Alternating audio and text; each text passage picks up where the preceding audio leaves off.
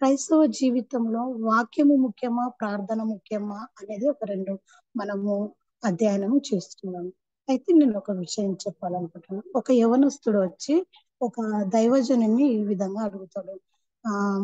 అయ్యగారు, మరి క్రైస్తవ జీవితంలో వాక్యం ముఖ్యమా లేక ప్రార్థన ముఖ్యమా అని అడిగినప్పుడు ఈ రెండింట్లో ఏది చేస్తే మనము ఆధ్యాత్మికంగా బలపడతాము లేకపోతే ప్రభు కొరకు నిలబడగలుగుతామని ఆ యవనస్తుడు దైవజనుని ఆ గొప్ప దైవజనుని అడిగినప్పుడు ఆ దైవజనుడు చెప్పిన సమాధానం ఏంటంటే, మనము శ్వాస పీల్చుకోవడము, శ్వాస విడవటం ఇది మన జీవితంలో జరిగే ప్రక్రియ కదా.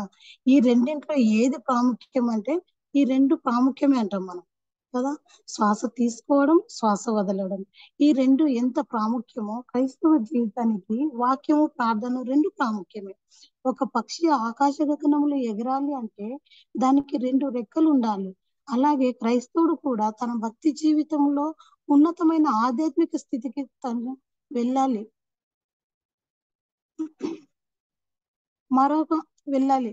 కాబట్టి 2 రెక్కలు ఉండాలి. ఒకవైపు అయితే ఏ ఒక్క రెక్క లేకపోయినా ఆ ఆకాశ గగనంలో ఆ పక్షి ఏదో ఎగరేలేదు. అలాగే క్రైస్తవుడు కూడా తన భక్తి జీవితంలో ఉన్నతమైన ఆధ్యాత్మిక స్థితికి తను వెళ్ళాలి అంటే ఒకవైపు వాక్య ధ్యానం అనే రెక్క, మరోవైపు ప్రార్థన అనే 2 రెక్కలతో ఉన్నత ఆధ్యాత్మిక స్థితికి ఒక మనిషి చేరుకోగలుగుతాడు అని దైవజనుడు దానికి చెప్తాడు. దీనికి కొనసాగింపుగా ఇలా చెప్తూ వాక్యదానం ప్రభు కొరకు మనము ఏమి చేయాలో తెలియజేస్తుంది అన్నట్టు.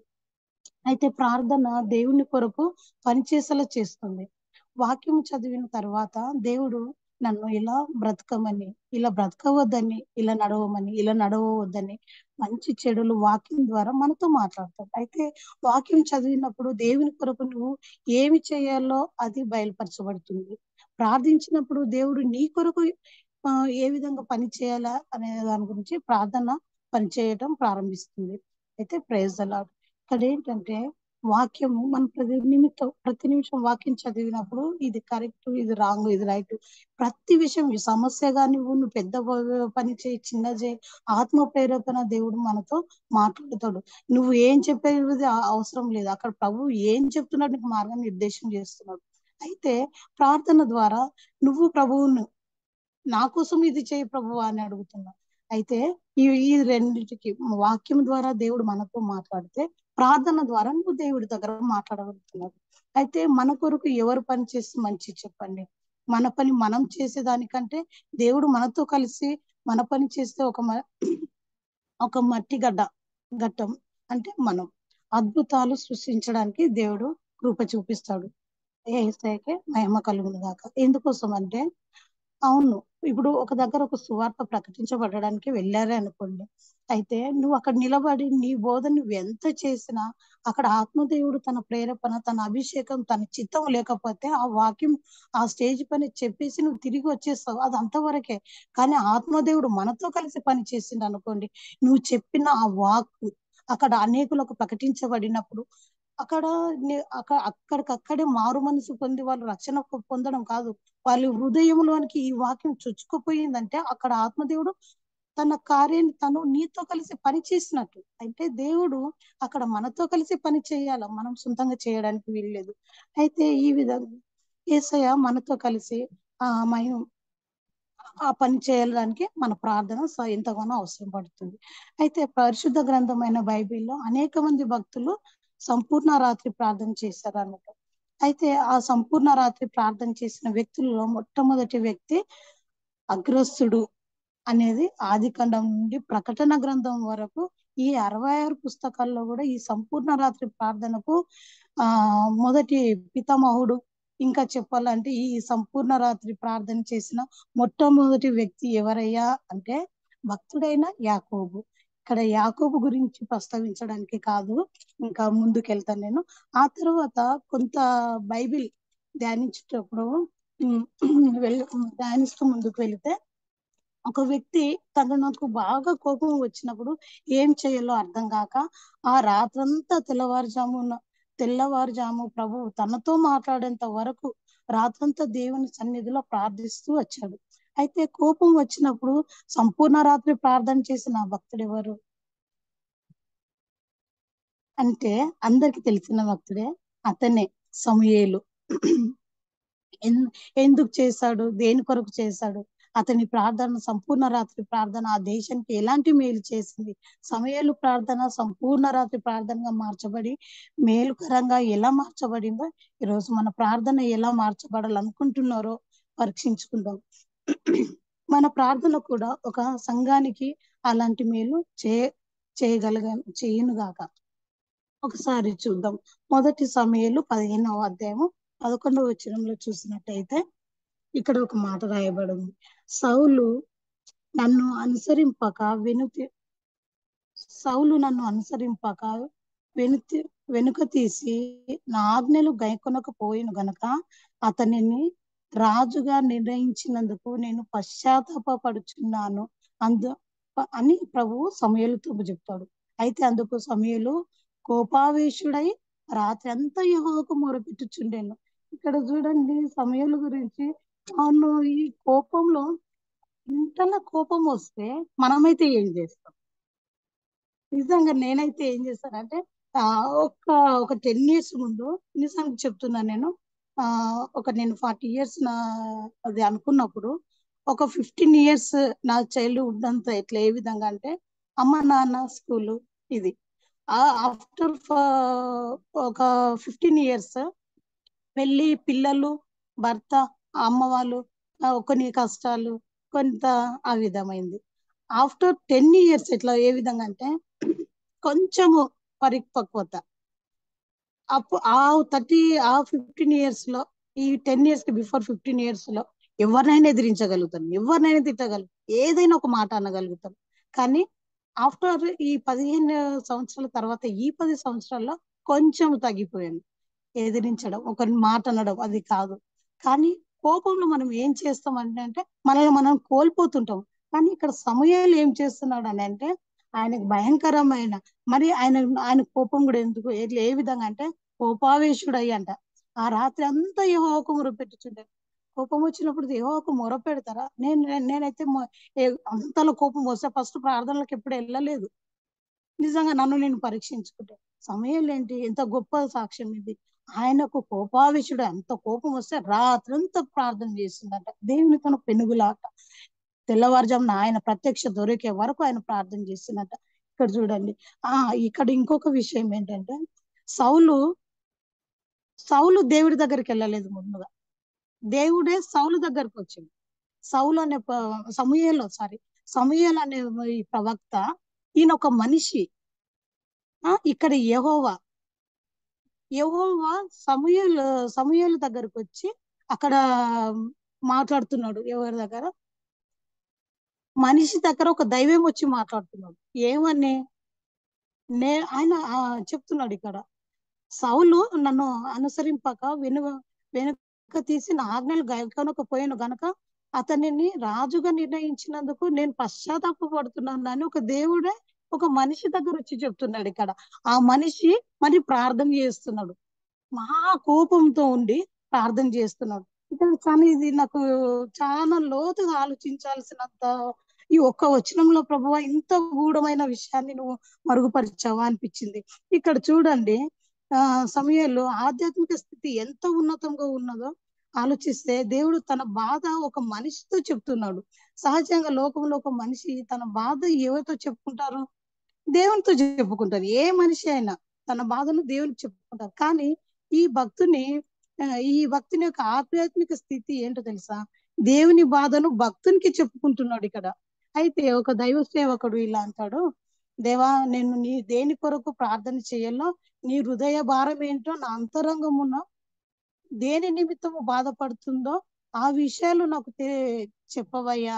నీ సన్నిధిలో ఆ విషయాల కొరకు ప్రార్థన చేస్తూ నీ హృదయ భారాన్ని నేను పంచుకుంటానని మోకరించిన ప్రతిసారి ఇలా దేవుని అడుగుతూ ఉంటాడంట. అయితే ఇక్కడ చూడండి, మనం కూడా ప్రార్థన చేస్తాము అని అంటే మన ప్రార్థన ఏంటి? ఇది కావాలి, అది కావాలా, నన్ను ఈ విధంగా దీవించు, నన్ను ఆ విధంగా దీవించు అన్ని ఆశీర్వాదాలు నువ్వు పుట్టక మునుపే, నువ్వు పిండంగా నీ తల్లి గర్భంలో ఉన్నప్పుడే నీకు ఏ విధమైన ఆశీర్వాదాలు కావాలో ఆ ధననిదంతా ఆశీర్వాదాలంతా ఆయన ముందుగానే రెడీ చేసి పెట్టిండు. నువ్వు అందుకోలేదు అని అనుకుంటే అది నీ ఫాల్ట్, అక్కడ దేవుంది కాదు. కానీ ఇంకా పెట్టిన ఆశీర్వాదాలు పొందుకొనుటకు నువ్వు కొన్ని చెయ్యి, నువ్వు కొన్ని పాటించు, కొన్ని ఆ ఆశీర్వాదకరమైన పనులు చెయ్యి, ఆటోమేటిక్ గా ఆశీర్వాదాలు నువ్వు పొందుకుంటావు. ఉన్నాయి అక్కడ రెడీ చేసి ఉన్నాయి. జస్ట్ వెళ్ళి తీసుకోవడమే, నువ్వు తీసుకోవడానికి అర్హత సాధించుకో అంతే. కొన్ని నువ్వు డైరెక్ట్ మొదటి మెట్టు నుండి 10th మెట్టు వరకు జంప్ చేస్తుంటే కాదు, 10th మెట్టు నుంచి కిందకి పడిపోవచ్చు, కానీ మొదటి మెట్టు నుంచి 10th మెట్టు వరకు ఎక్కుకుంటూ పోవాలి, జంప్ చేయడానికి కుదరదు. కానీ ఇక్కడ ఆ విధంగా నువ్వు నీ ఆశీర్వాదాలు పొందుకోవడానికి వెళ్ళు, దేవుని విషయంలో ఒక్కొక్క మెట్టు ఏ, ఎక్కుతూ వెళ్ళు. అయితే ఆ ఆశీర్వాదాలు పొందుకోవచ్చు. అయితే ఇక్కడ దేవుని ఇక్కడ మనము మన ప్రార్థనలో కొంచెం చేంజెస్ చేసుకుంటే, అయితే దేవా నీ చిత్తంలో నువ్వు దేవుడు ఏది ఆశిస్తున్నాడు ఆయన ప్రార్థనలో, ఇక్కడ సము సమూయేలు దేవుని ఆయన ఏమి ఏమి కావాలనుకుంటున్నాడు, ఎందుకు పశ్చాత్తాపడుతున్నాడు అనే విషయం కోసము సౌలు విషయంలో పశ్చాత్తాపడుతున్నందుకు, ఆయన రాజుగా నియమించినందుకు పశ్చాత్తాపడుతున్నాడు. ఆ విషయాన్ని ఇక్కడ సమూయేలు తను దేవుడితో సమయాలతో చెప్పినప్పుడు బాధపడుతున్నాడు సమయాలు, దాని గురించి ప్రార్థన చేశాడు, దేవుని గురించే ప్రార్థన, ఆయన ఏమనుకుంటున్నాడు అని. అవును, ఈ రోజు ప్రభువు కూడా ఏం ఆలోచిస్తున్నాడు, ఈ రోజు నా విషయంలో ఆలోచిస్తున్నాడు ప్రభు. నాకు పెట్టిండు, అన్ని ఆశీర్వాదాలు పెట్టిండు, నేను అందుకోలేకపోతున్నాను అంటే ఆయన హృదయ అంతరంగికము రోధిస్తుంది, బాధపడుతుంది. అయ్యో మేరీ, నీ కోసం కాదు, ఇగో ఇక్కడ నీ కాన్ఫిడెన్స్ అంతా చెల్లా చెదరు అయిపోయింది. ఆ రోజు నా సేవకులను నేను ఏర్పరచుకున్న మిషనరీస్ నేను ఇది ఇండియాకి పంపించిన, వారు ఎంతో త్యాగం చేశారు, నా యందు నిలిచి ఉన్నారు, వారి సాక్ష్యము పాడు చేసిండ్రు. దాని గురించి ప్రార్థించే భారం నేను నీ మీద పెడితే నువ్వు నీ కోసము వేకోజామున లేచి నీ కోసం ప్రార్థన చేసుకుంటున్నావు. కాదు కాదు కాదు, దేవునికి కావలసిన ప్రార్థన నువ్వు నీ కాన్ఫిడెన్స్ సరి చేసుకోవడానికి నువ్వు ప్రార్థన చేయి, భారం కలిగిన ప్రార్థన నువ్వు చేయి. నువ్వు ఫస్ట్ నేనేమనుకుంటున్నాను, దేవుడు ఏమనుకుంటున్నాడో ఆ ప్రార్థనను మనం నేర్చుకోవాలి. ఆయన ఏం ఆలోచిస్తున్నాడు అంటే ఆ విధమైన ప్రార్థన, నేను దేవుడు అనుకున్న ప్రార్థన సమయంలో అదే చేసిండు. దేవుడు ఏ విధంగా బాధపడుతున్నాడో దాని గురించి ఆయన రాత్రంతా ఎడతెగని ప్రార్థన చేసిండు కదా. ఆ విధంగా మరి మన ప్రార్థన సరే, నీ గురించి ఎవరు ప్రార్థన చేయాలని అనుకుంటున్నావా, ఆయన చెప్తున్నాడు, నేను నా తండ్రి కుడి పార్శ్వంలో కూర్చొని విజ్ఞాపన చేస్తున్నాడు అంట మన కోసం. నీ గురించి ఇంకా నీకు అవసరం లేదు, అక్కడ తండ్రి దగ్గర కుమారుడు విజ్ఞాపన ప్రార్థన నీ కోసం చేస్తున్నాడు. ఇంకా నీవు అధైర్యపడాల్సిన అవసరమే లేదు, నీ కోసము ప్రార్థించడానికి నీ ప్రభువు ఉన్నాడు అక్కడ, తండ్రి కుడి పార్శ్వంలో కూర్చొని ఉన్నాడు ఆయన. అయితే ఇప్పుడు దేవుడికి ఏం కావాలి, దేవుడు ఏ విధమైన ప్రార్థన కోరుతున్నాడు, ఆయన హృదయాన్ని మనము లోతును తెలుసుకోవాలి. ఇప్పుడు కొంచెం ముందుకెళ్తే ఇప్పుడు మన ప్రార్థన ఎలా ఉంది, మన ప్రార్థనలో మన కొరకేనా ఇంకేమైనా ప్రార్థన హృదయ భారాన్ని తెలుసుకుందామా. అయితే ప్రభువుని అడుగుదాము, ప్రభువా దేని గురించి ప్రార్థించాలి, నీ హృదయ భారం ఏంటి ప్రభువా అని తెలుసుకుందాం, ప్రభువుతో చెప్పుకుందాం. ప్రభువా గడిచిన కాలం అంతా నా హృదయ భారాన్ని నీతో చెప్పుకొని విడుదల పొందాను, నీకు వందనాలు, ఇక ఇక మీదట నీ హృదయ భారాన్ని నాకు తెలియచేయి ప్రభువా అని ప్రభువుతో మాట్లాడుకుందాము.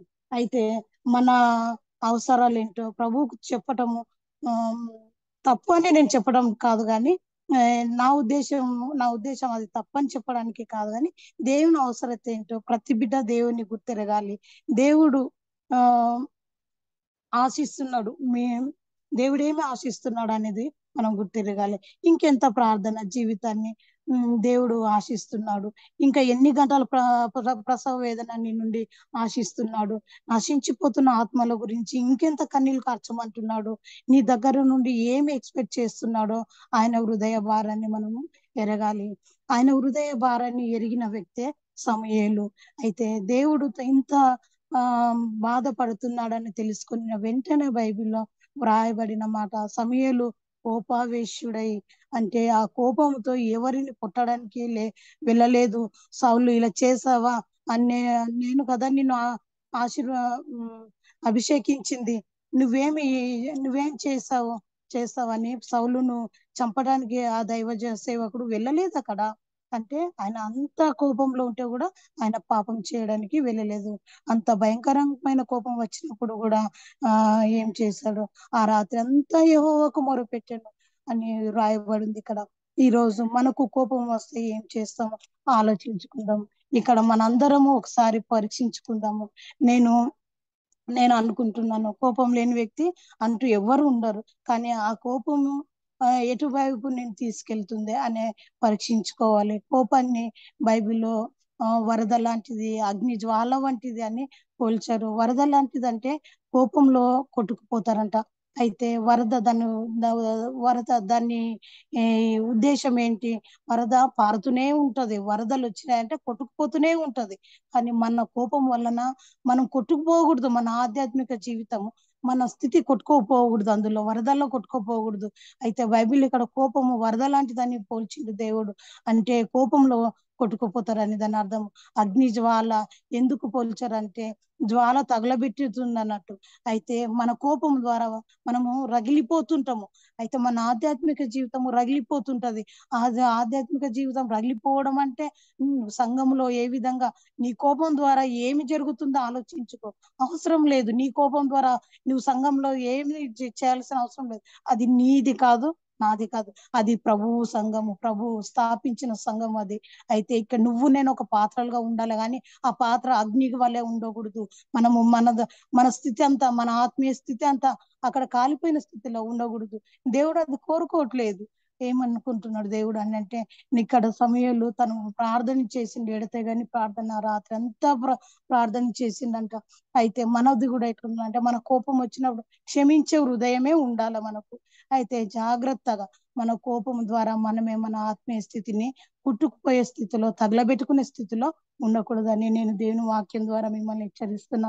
మనం ఆత్మీయ జీవితం క్రీస్తులో కట్టబడాలి, కానీ కోపం ద్వారా కొట్టుకుపోకూడదు, అగ్ని జ్వాల ద్వారా రగిలిపోకూడదు. దీనికి అవకాశం కూడా మనం ఇవ్వకూడదు. వాక్యం ద్వారా దేవుని హృదయాన్ని మనం గ్రహించగలిగితే, ప్రార్థన ద్వారా ప్రభువు హృదయ భారాన్ని మనం గుర్తించగలిగితే, ప్రార్థించే మన హృదయము సంగతి ఏంటి అనుకుంటున్నారా? అవును, ఈ రోజుల్లో చూడండి, మరి మనము చేయాల్సింది ఒకటే. వాక్యం ద్వారా ఏం చేస్తావు? నీ హృదయ భారము ఆ మనము దేవుని హృదయ ఏం చెప్తున్నాడు, ఆయన మార్గనిర్దేశం చేస్తున్నాడు. వాక్యం ద్వారా దేవుడు ఏం మాట్లాడుతున్నాడు, ఆయన హృదయ భారాన్ని మనం తెలుసుకోవాలి. మన మన భారాన్ని దేవుడు దాన్ని దారులు క్లియర్ చేస్తాడు. వాక్యము ప్రార్థన రెండు మన జీవితాల్లో ఎంతోగానో పనిచేస్తున్నవి. అయితే ఒకసారి మనము ఆ ప్రేమను కోల్పోయినాం అనుకోండి, మునుపటి ప్రేమలు లేవు అంటాడు. మీకు సంగతి గుర్తు చేస్తానని అంటాడు. మీలో ఒక పాపం ఒప్పుకోలు చేస్తా అంటాడు. ఒక రోజు తీర్పరి సమయం ఉంది. ఆ సమయంలో నీ పాపం మనం ఆ తీర్పు సమయంలో నిలబడ్డప్పుడు నీ మీద ఒక పాపం మోపవలనని ప్రభు మనం అన్నప్పుడు నువ్వేం చేస్తావు? నీకు ఆ సమయం కూడా లేదు, మోపుతను అనే సమయం కూడా ఉండకపోవచ్చు బహుశా. ఒకవేళ సరి చేసుకోవాల్సిన సమయం ఇదేమో. ఆయన హృదయ భారం ఏముందో, ప్రభువా నా పట్ల నీ హృదయ భారం ఏముంది తండ్రి, ఇంకా నేను సరి చేసుకోవాల్సింది ఏముందో నాకు బయలుపరచు, నేను నీ హృదయానుసారంగానే బ్రతుకుతా.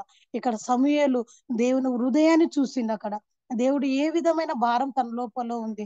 అయ్యా సౌలు, నువ్వు ఒక విధంగా చెప్తే ఇంకో విధంగా చేసావు. సౌలును నేను ఇశ్రాయేలీయుల మీద రాజుగా నియమించినందుకు పశ్చాత్తాప పడుతున్నాను అంటున్నాడు. ఈ రోజు నీ ఆయుష్ను పొడిగించినందుకు దేవుడు పశ్చాత్తాప పడనవసరం లేదు. ఈ రోజు నిన్ను క్షమించినందుకు ఆయన పశ్చాత్తాప పడకూడదు. ఈ రోజు ఆ సిలువలో త్యాగం చేసినందుకు నీ మీద చూపించిన ప్రేమను బట్టి ఆయన పశ్చాత్తాప పడకూడదు.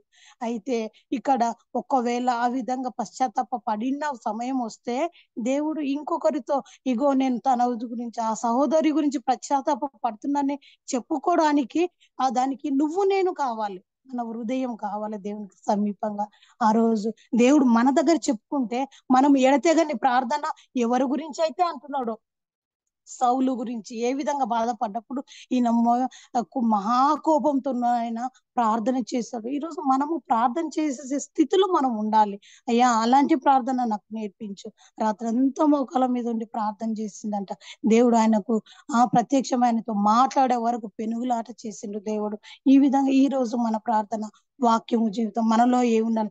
ఆ రోజు చూసిన ప్రేమ ఆ రోజు నువ్వు సిలువలో దేవుడు చూపించిన ప్రేమ ఎలా ఉంది అదొకసారి మనం మర్చిపోకూడదు.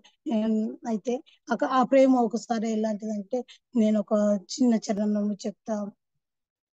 చెలికాడి నిన్ను సిలువకు పంపగా పరిసయులే నిన్ను అపహసించగా, చెలికాడి నిన్ను సిలువకు పంపగా పరిసయులే నిన్ను పరిహసించగా, నోరు తెరువని ప్రేమ బదులు పలకని ప్రేమ, నోరు తెరువని ప్రేమ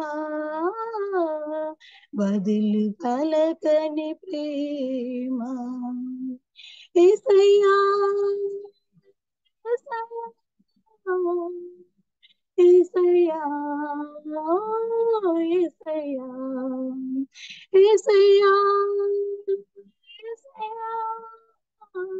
యేసయ్యా యేసయ్యా, నీలాంటి ప్రేమ ఈ లోకాన ఎవరైనా చూపారా, ఎవరైనా చూపారా, నా పాప భారం ఆ సిలువ పైన ఎవరైనా మోసారా, ఎవరైనా మోసారా, నీలాంటి ప్రేమ ఈ లోకాన ఎవరైనా చూపారా,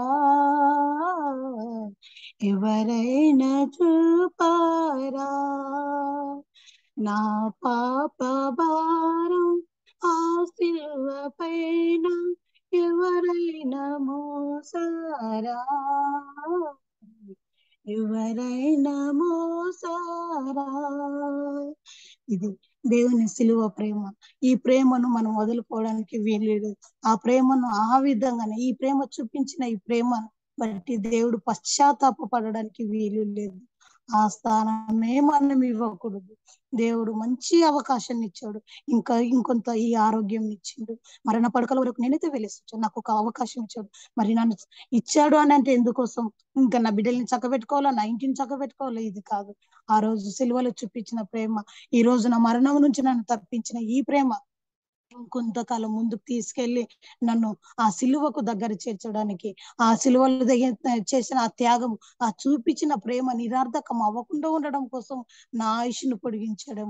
ఈరోజు నా జీవితంలో కూడా ఇదే సాక్ష్యం. అందరికీ ఏదో ఒక ఫేస్ లో కంపల్సరీ ఫేస్ చేసే ఉంటారు. ఏదో ఒక క్రిటికల్ ఒక కష్టమైన పరిస్థితిని ఎదుర్కొని ఉంటారు. ఇదిగో ఆ సిలువ చెంతకు ఆ ప్రేమను ఇప్పుడు మనం చూస్తున్న ఈ ప్రేమ ఈ కృపను ఆ విధంగా పొందుకోవాలి. దేవుని పశ్చాత్తాపంలోకి మనం రాకూడదు. ఎందుకు ఈ ప్రేమ చూపించిన అనే స్థితిలోకి మనం రాకూడదు. దేవుడు ఈ కొద్ది వాక్యం దీవించిన